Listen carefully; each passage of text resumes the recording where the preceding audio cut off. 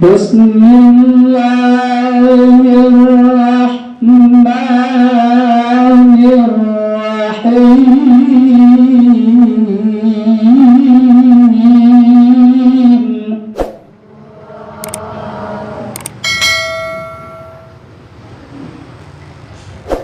Laqad kana lakum fi Rasulillahi uswatun hasanah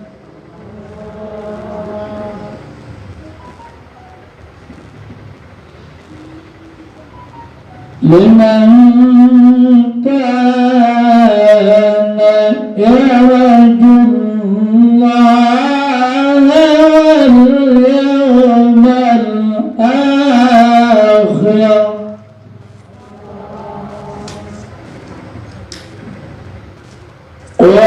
واليوم الآخر وذكر الله كثيرا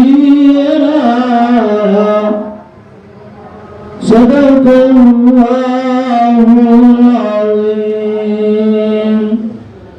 وقال النبي صلى الله عليه وسلم من أحيا سنتي فقد أحبني ومن أحبني كان معي في الجنة. وقال العلماء من عظم مولد النبي صلى الله عليه وسلم فقد أحيا الإسلام. من عظم مولد النبي صلى الله عليه وسلم يخرج من الدنيا إلا بالإيمان. صدق العظيم وصدق رسولنا الحبيب الكريم ونحن على ذلك من الشاهدين والشاكرين والحمد لله رب العالمين. Al-Mukarramun, ibu-ibu, hadirin jamaah pengajian, jamaah tahlil, ta'lim dan jamaah maulid yang insya Allah senantiasa selalu dicintai dan dirahmati oleh Allah Subhanahu wa Ta'ala. Khusus bunda-bunda haji, bunda-bunda ustazah, bunda-bunda guru, mohon maaf saya tidak menyapa satu demi satu. Yang pertama tentu saja saya belum bertaaruf ustazah. Yang kedua mungkin biar efektif ya, kecuali ini yang saya sapa Ibu Ustazah Irianti, sahabat baik saya ya, yang tentu saja di sini sangat juga dihormati dan dibanggakan, yang turut inspirasi dari berbagai kegiatan-kegiatan kemaslahatan, pengajian, termasuk kegiatan maulid pada pagi hari ini.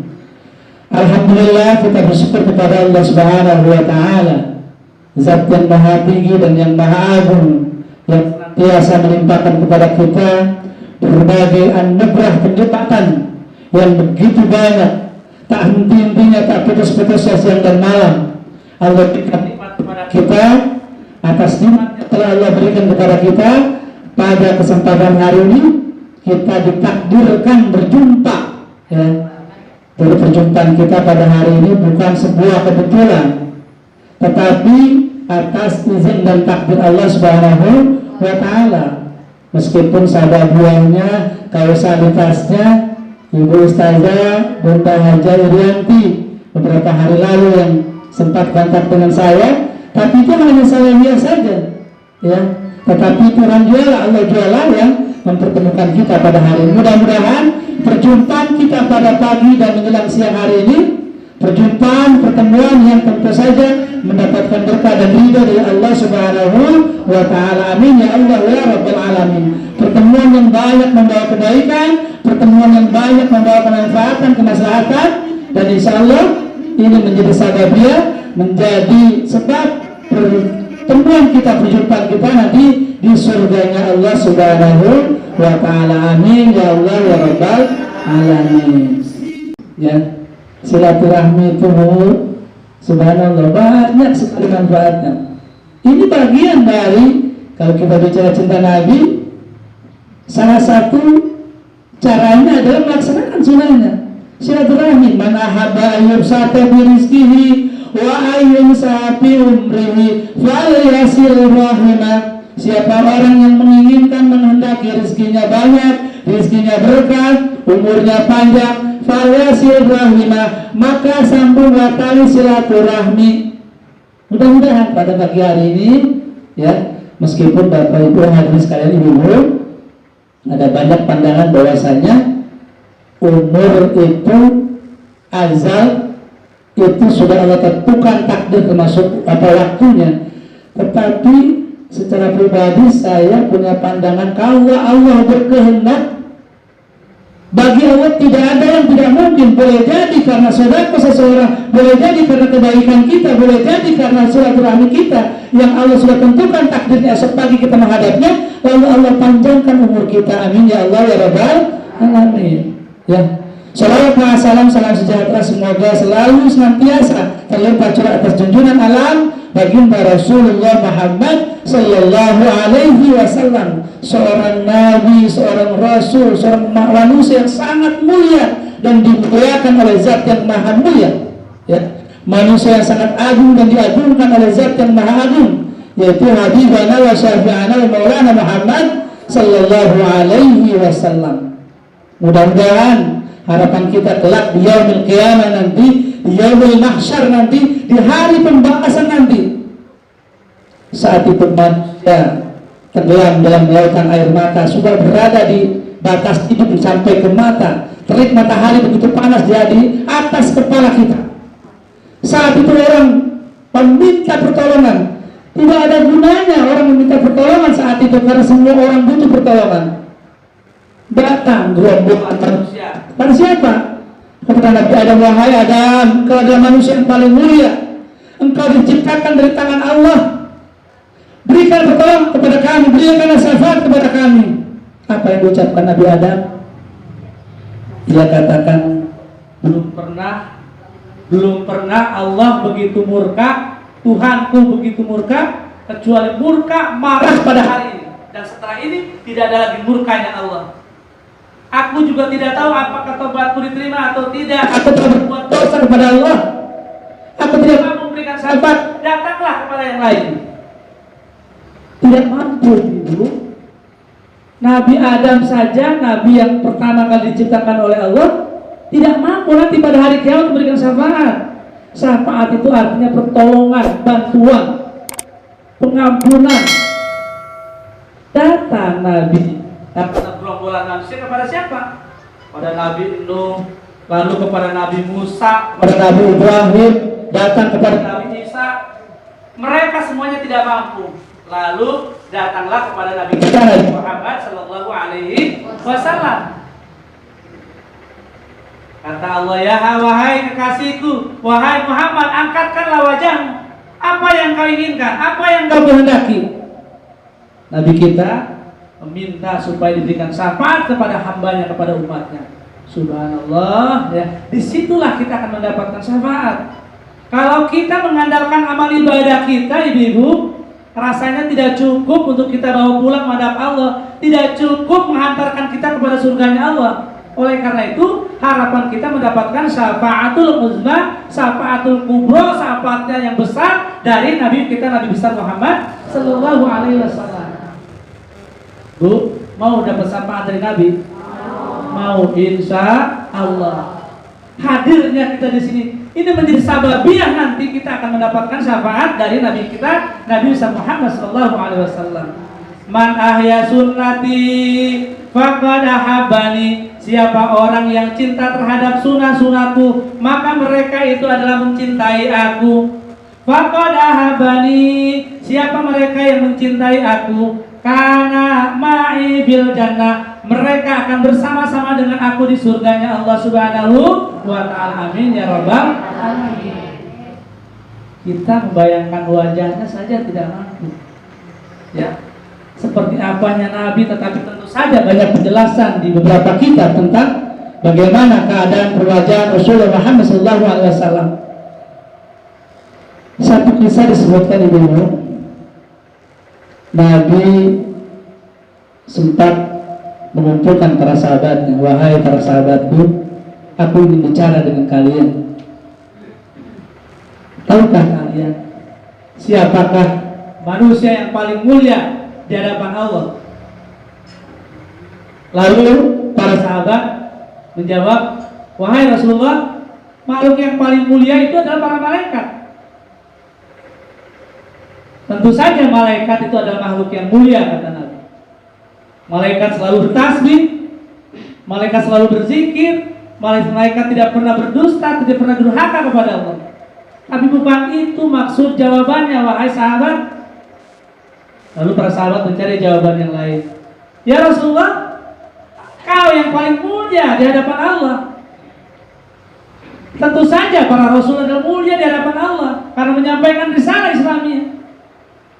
Tapi bukan itu yang kumaksud, wahai sahabat. Lalu para sahabat ada rasa percaya diri pedenya. Kami ya Rasulullah para sahabatmu.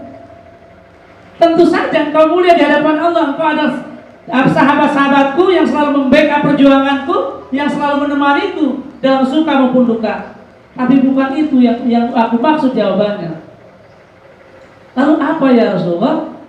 Rasulullah menyampaikan, nanti jauh setelah kehidupanku, jauh setelah kehidupan kita, ada satu kaum min ummati dari umatku.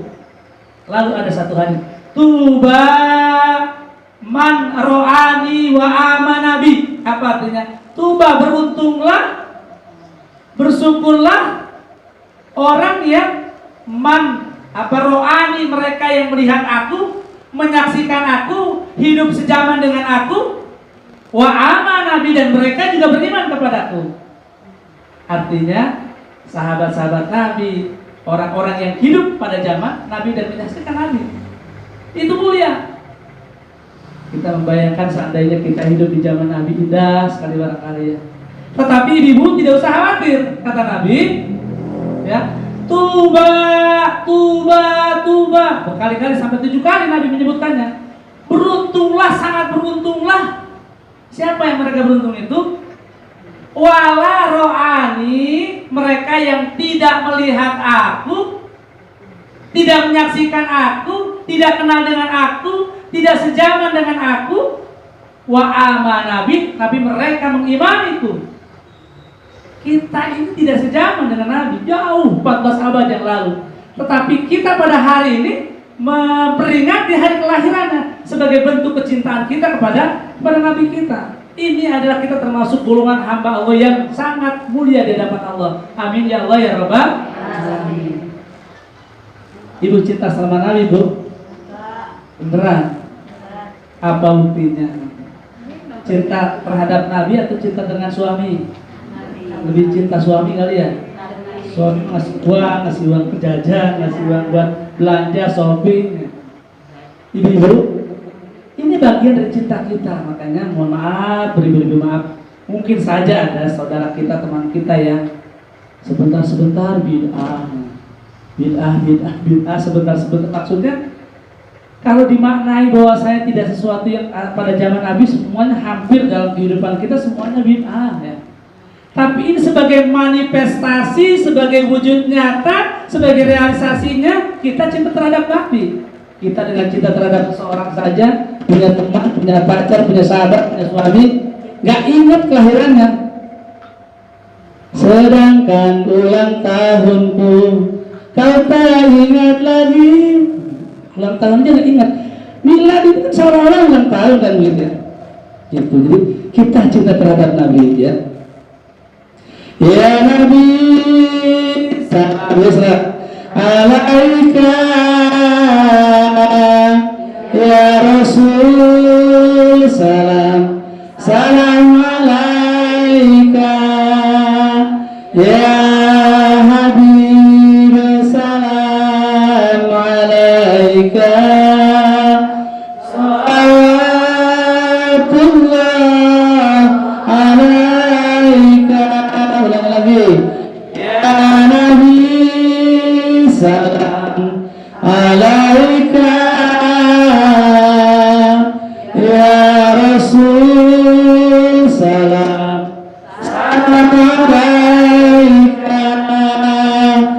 ya Habib salam alaika salawatullah alaika.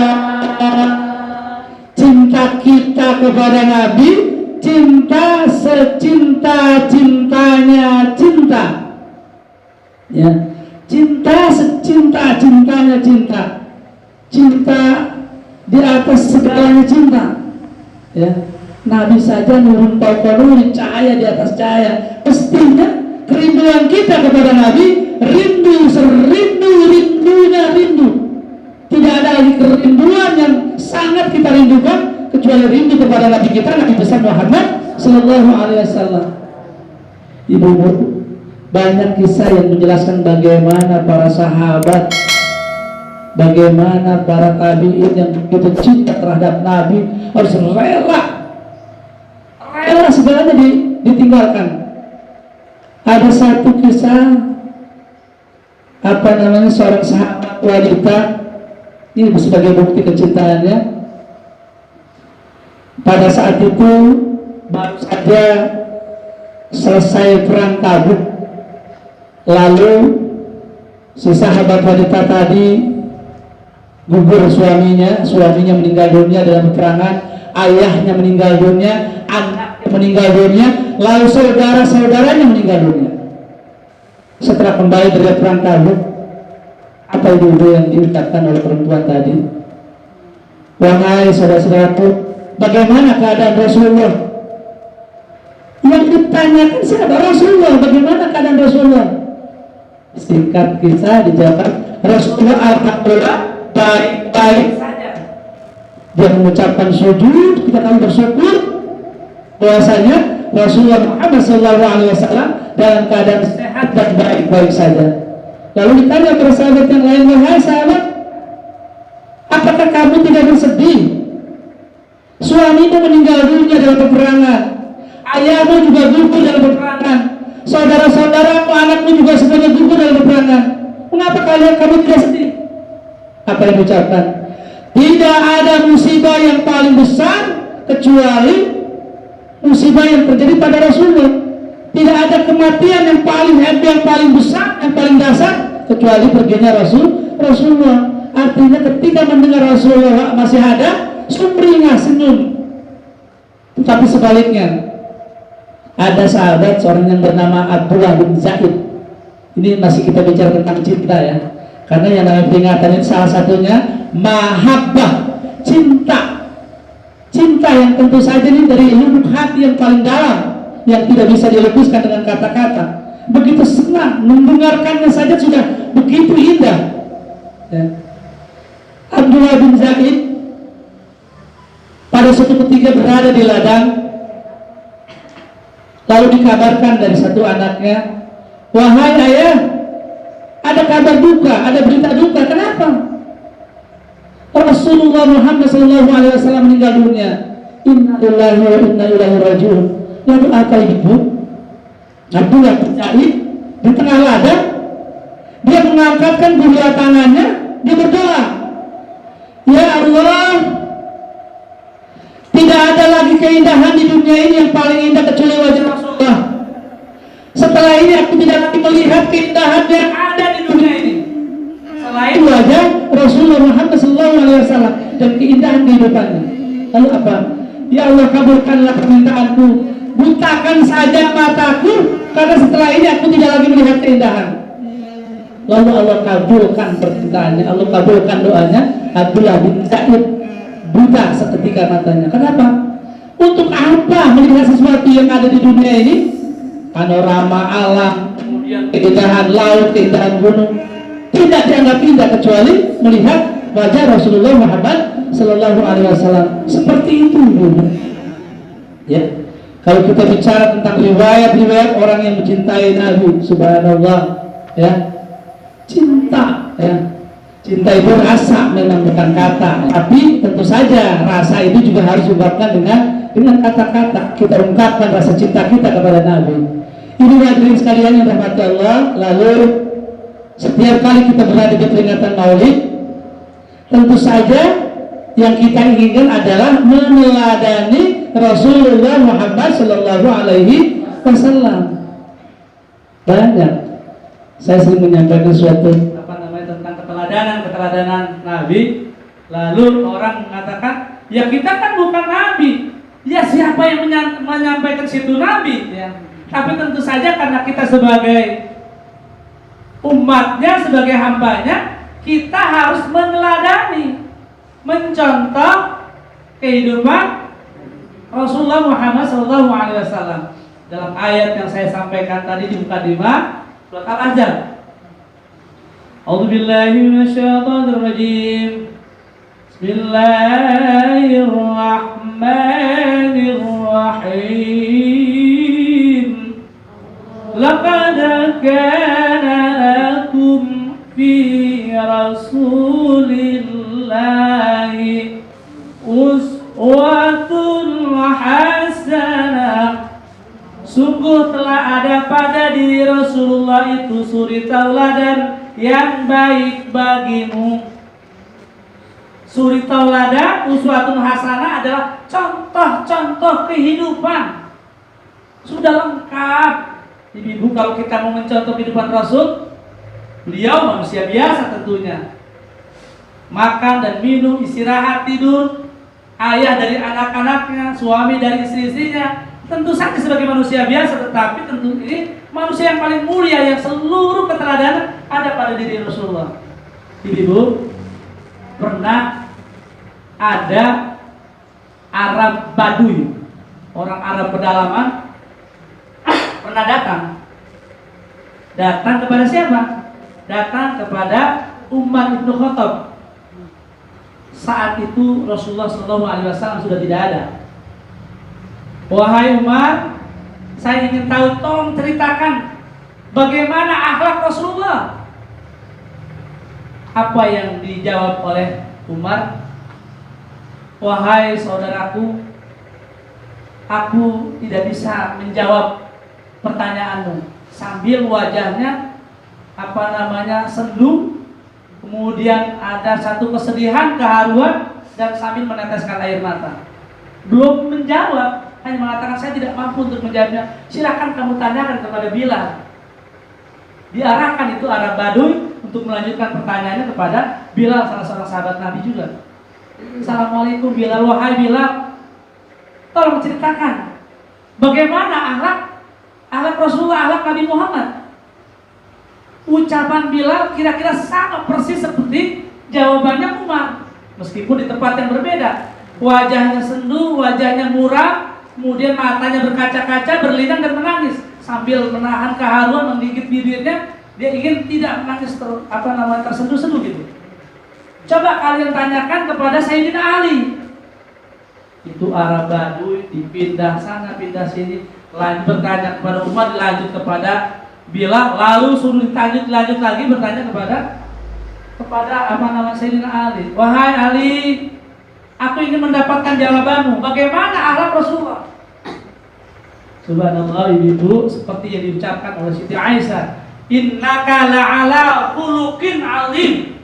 Akhlak Rasulullah adalah akhlak yang sangat agung, sangat mulia. Coba bertanya lagi Sayyidina Ali, dibalik bertanya, coba saya minta kamu menceritakan keindahan yang ada di dunia ini. Pertanyaan dijawab dengan pertanyaan.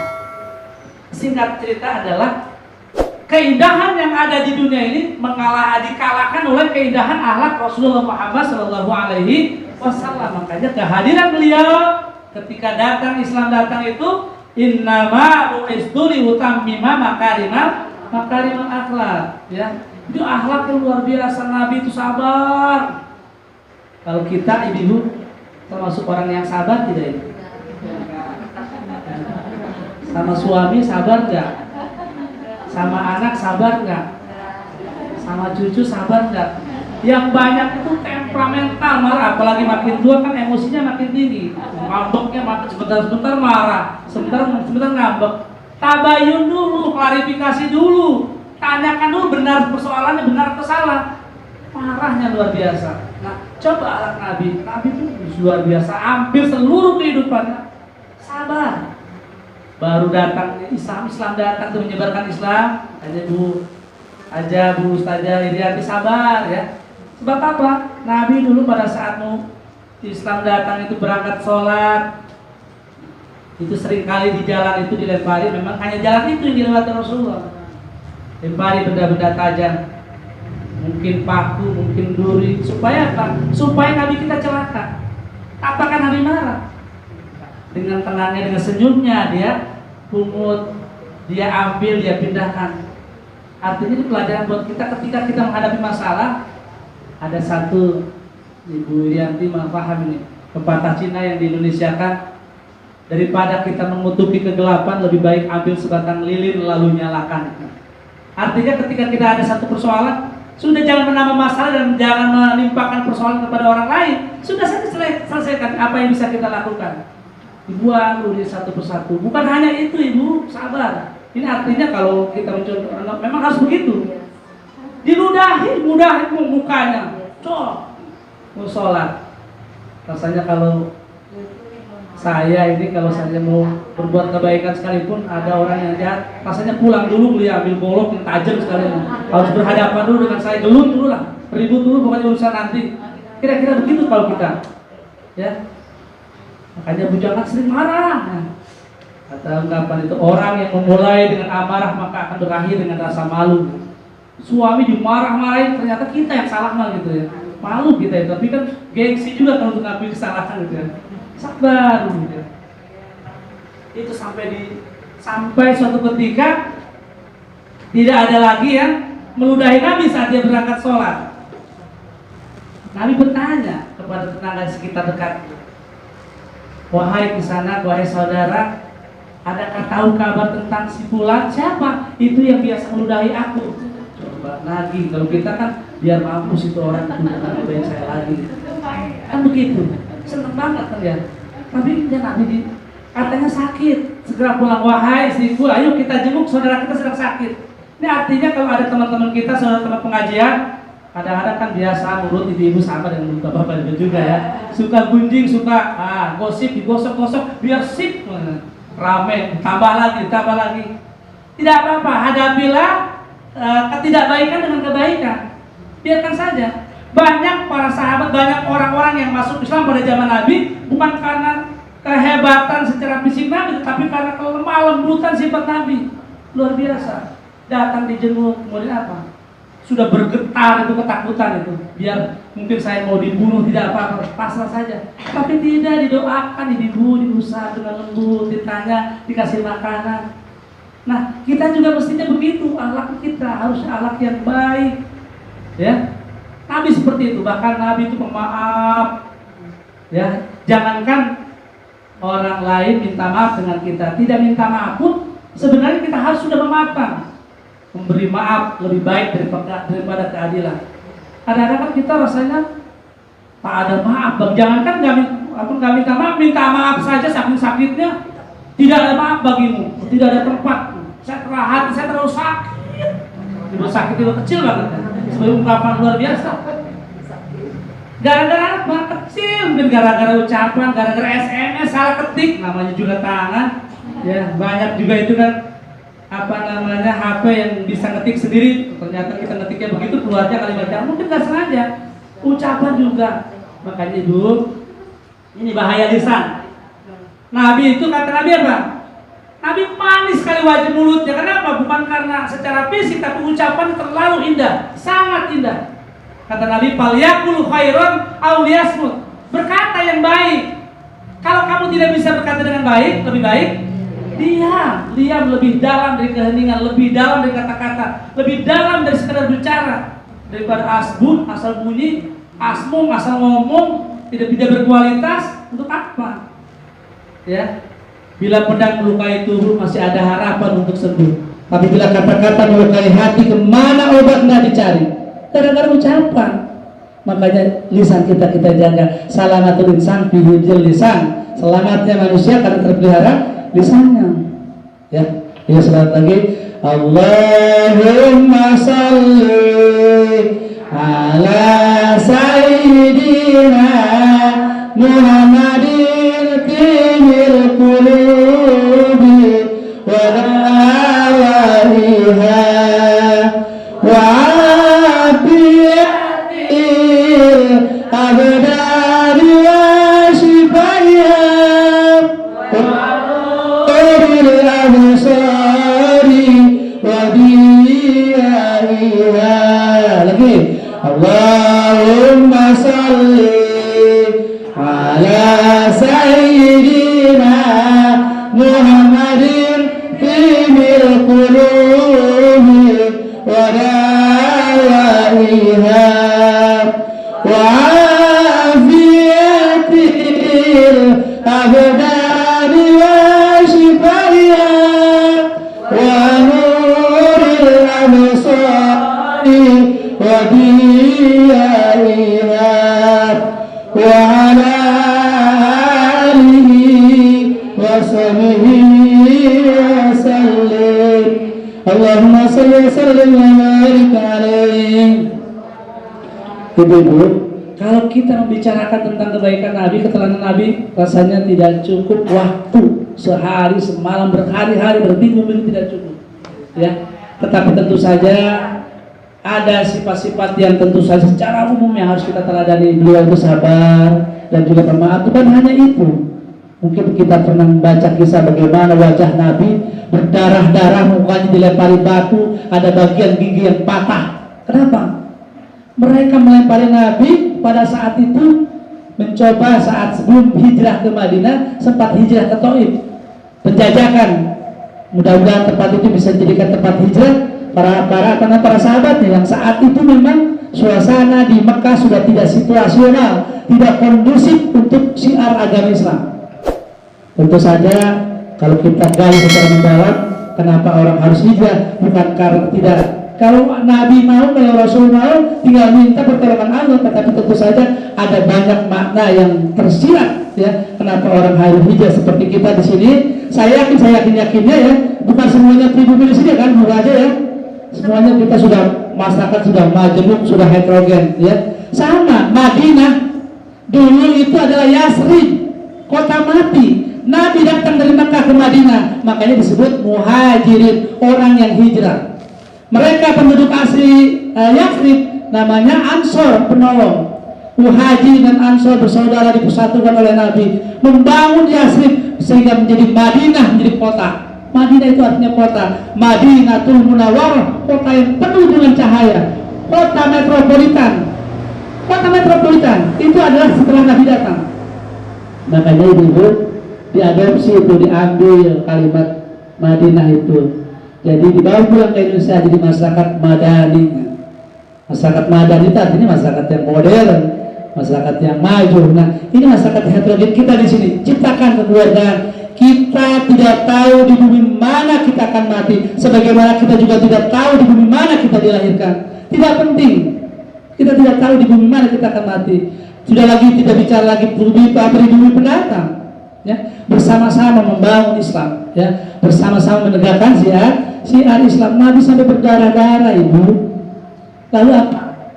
Kalau kita jadi Nabi, atau kita misalkan seperti Nabi, saat Nabi dalam kondisi kesusahan datang itu para malaikat, wahai Muhammad, kata malaikat angin, izinkan aku, biarkan aku tiup mereka itu yang telah menganiayamu, yang telah menyakitimu. Nabi tidak menerima tawaran itu. Datang malaikat, wahai Muhammad, biar aku benamkan saja mereka itu yang menyakitimu. Tidak, ya. Kalau saya nih, Ustaz saya sedang dalam kondisi kesulitan, dianiaya orang, ada orang lewat yang tidak kenal dan menolong. Orang saya girang banget, iya bang, mampusnya orang itu, dia udah menyakiti saya. Kira-kira begitu, ya. Kalau Nabi tidak begitu, apa? Kalau misalkan kita mendapatkan halangan, kalau maksud saya kita mendapatkan tantangan, ujian, maka bersyukur saat dapat kenikmatan, bersabar saat mendapatkan musibah. Berdoa, Nabi berdoa di bawah pohon. Allahumma hdi qaumi fa innahum la ya'lamun. Allahumma hdi qaumi fa innahum la ya'lamun. Ya Allah, berikanlah hidayah, berikanlah petunjuk kepada kaumku, kepada mereka itu semua. Mereka berbuat itu kepadaku, fa innahum la ya'lamun, karena mereka itu tidak mengerti. Doakan kalau misalkan ada saudara kita ngejelek-jelekin kita, ya Allah, mudah-mudahan diberikan kesehatan oleh Allah, mudah-mudahan dipanjangkan umurnya, mudah-mudahan diberikan hidayah, petunjuk, begitu. Ya Allah, itu orang itu cerewet banget, kalau ngomong nyakitin, ya kan begitu ya. Dia yang begitu ya Allah, jangan kasih panjang umur ya Allah, jangan kasih rezeki. Masya Allah, ketika kita berdoa kejelekan, sesungguhnya efek baliknya ada kepada diri kita. Sebaliknya, ketika kita berbuat kebaikan sekecil apapun, maka akan berdampak positif, akan ngefek berpengaruh kepada diri kita. Kita membagus-bagus orang, sesungguhnya kita membaguskan diri kita sendiri.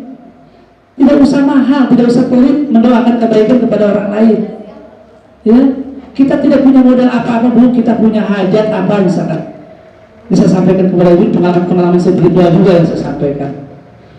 Kita punya keinginan atau hajat, tapi kita tidak punya bekal apa-apa, uang tidak punya. Artinya mungkin bukan tidak punya sama sekali, tidak cukup lah untuk mewujudkan hajat kita. Cara apa yang bisa kita lakukan?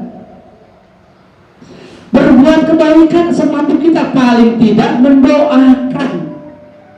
Ada orang lewat di depan kita, tukang gorengan ke, pengemis ke, ya, doakan aja, ya Allah, mudah-mudahan pengemis itu sehat, dikasih rezeki, dapat rezeki pada hari. Mudah-mudahan itu tukang gorengan hari dapat rezeki. Doakan itu kebaikan. Sekian kurun waktu yang akan datang, doa-doa itu akan terkabulkan dan untuk kita semua hajat-hajat kita, keinginan-keinginan kita dikabulkan oleh Allah.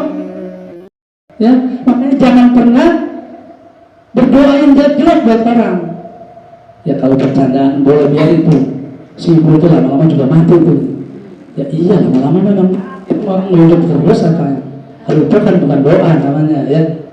Oleh karena itu dulu kita ya hal-hal yang kecil saja mencontoh Nabi itu dari ucapannya, ya kita berupaya untuk jujur, ya jujur ya, jujur kacang hijau, jujur ketan hitam, ya bukan itu bubur, ya jujur. Ada kesamaan antara kata dengan perbuatan, antara ucapan dengan hati. Jangan munafik, lain di mulut lain di hati. Nggak ada ya orang munafik semua, ya nggak ada ya. Lain di mulut, lain di hati, telunjuk lurus, kelingking berkait. Ada aku dipandang hadap, tak ada aku dipandang belakang. Mulutku berkata begitu, tapi hati, misalkan begitu ya. Ada yang begitu, enggak ada ya, ya. Jadi, padahal kalau seandainya telunjuk kita arahkan, kita tuding kepada orang lain, sesungguhnya 3 tunjuk mengarah kepada kita yang paling banyak bersalah, ya. Ibu, waktunya sudah sulit, ya. Memang waktunya sempit, ya. Dan nanti lain waktu kita ketemu lagi, ya. Astaghfirullah Rabbal baraya, astaghfirullah minal khataya, astaghfirullah Rabbal baraya, astaghfirullah minal khataya.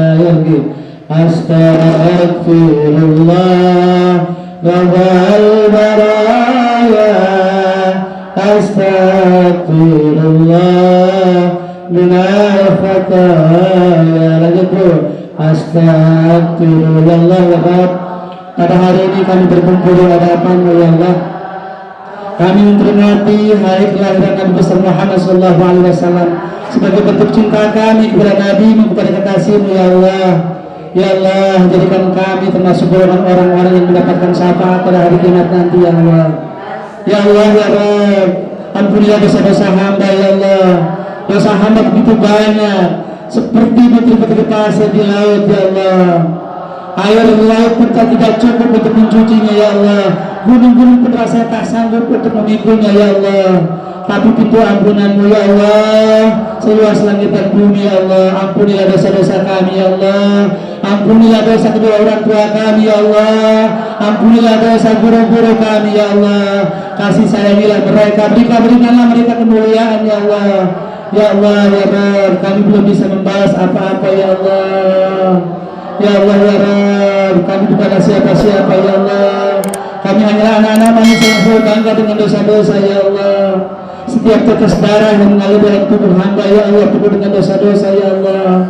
Ampunilah dosa-dosa hamba ya Allah. Berikanlah seketik hidayah ya Allah, petunjuk ya Allah. Ya Allah ya Rabb, dapatkanlah hamba ya Allah, dapatkanlah kami dalam husnul khatimah ya Allah. Astaghfirullah Astaghfirullah minal khataya.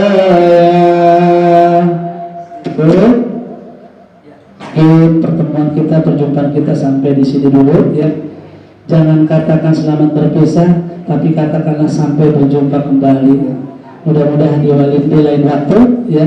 Jika berumur panjang, bisa ada kesempatan kita akan bersua kembali ya.